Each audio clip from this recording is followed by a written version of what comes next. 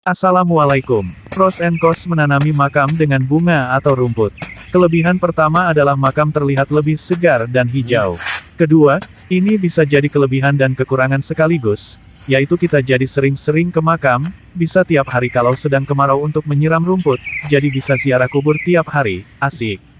Ketiga adalah kita bisa memenuhi sunnah Nabi, sejalan dengan ayat Al-Quran yang artinya, bahwa semua makhluk, termasuk hewan dan tumbuhan, bertasbih kepada Allah Subhanahu wa Ta'ala.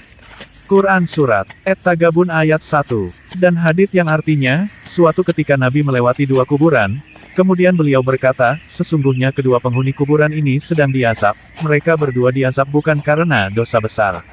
Adapun salah satunya dahulu tidak menutup diri ketika kencing. Adapun yang lainnya, dahulu sering berjalan sambil menyebar fitnah.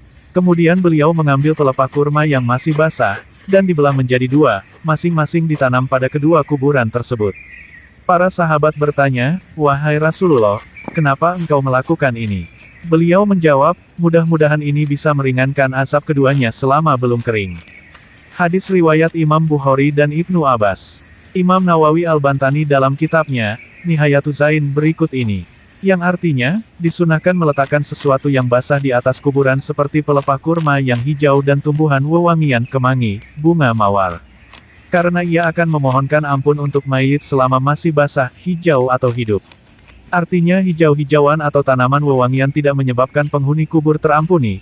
Itu hanyalah usaha selain kita berdoa untuk sang mati dan semua orang Islam, juga diharapkan terbantu oleh doa dari tumbuhan hijau dan wangi. Sebab seperti hadits di atas, tumbuhan juga berzikir kepada Allah, sedangkan cara mereka berzikir hanya Allah dan orang-orang yang diberi tahu sajalah yang tahu. Sedangkan kekurangan menanam rumput atau bunga di makam adalah perlu perawatan, karena tumbuhan itu terus tumbuh seperti namanya, dia bisa terlalu panjang dan lebat, jadi kita perlu memangkasnya secara berkala. Tumbuhan juga butuh air dan pupuk, BTW pupuknya yang baik, bisa jadi pilihan yaitu NPK cantik. Jenis lain bisa tanya di toko tanaman atau toko pupuk di sekitar rumah Anda. Lanjut, apalagi saat musim kemarau tiba, kita bisa tiap hari ke sana tiap sore misalnya, untuk menyiram tanaman itu. Lewat sehari kualitas rumput udah agak beda, apalagi rumput jenis seperti di video, itu rumput gajah mini namanya, sangat suka air, dan disukai ayam. Saya nanam itu di halaman rumah abis dimakan ayam, sekalian sama akar-akarnya, iya beneran abis total. Ayam tetangga memang bukan main. BTW saya nggak punya ayam hehi, jengkel tapi ya gimana lagi, tetangga butuh merawat ayam kalau sewaktu-waktu butuh uang bisa dijual, sewaktu-waktu butuh daging bisa disembelih.